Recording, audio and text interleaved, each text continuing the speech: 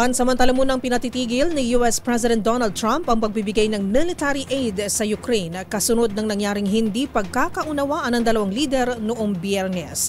Ayon kay Trump, dapat raw umanong matiyak na kaisa nito ang Ukraine sa isang layunin at paghahanap ng tamang solusyon.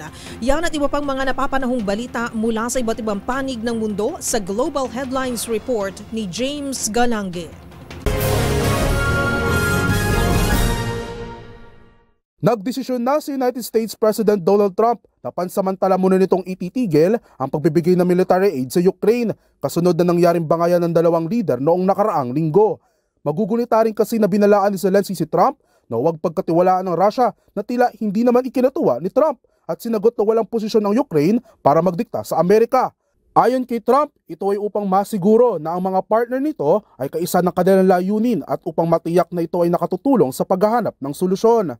Hindi naman kinumpirma ng White House ang sakop ng naturang military aid at kung hanggang kailan tatagal ang naturang utos, habang wala pang komento ang Ukraine hinggil sa pangyayaring ito.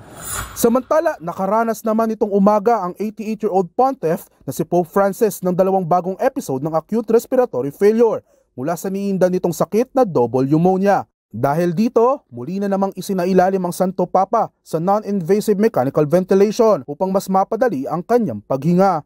Habang patuloy pa rin ang pagbabantay ng mga doktor para naman sa kanyang prognosis mula sa nararanasan nitong complex respiratory infection. Sa iba pang balita, nailigtas naman ang nasa 46 na manggagawa na natabunan ng avalanche sa Himalayas na bahagi ng Uttarakhand State, India. Ayon sa ulat, nagtago umano ang mga biktima sa kanilang camping container na may sapat na hangin para makatagal sa loob nito ng halos 2 araw. Habang inabot naman ng halos 60 oras ang paghukay bago natagpuan ang mga na-stranded. Ngunit 8 naman na napaulat na nasawi mula sa nangyaring insidente. At yan ang mga nakalap nating balita mula sa iba't ibang panig ng mundo. Para sa MBC TV Network News, ito si James Galange ng DZRH TV, una sa Pilipinas, una sa Pilipino.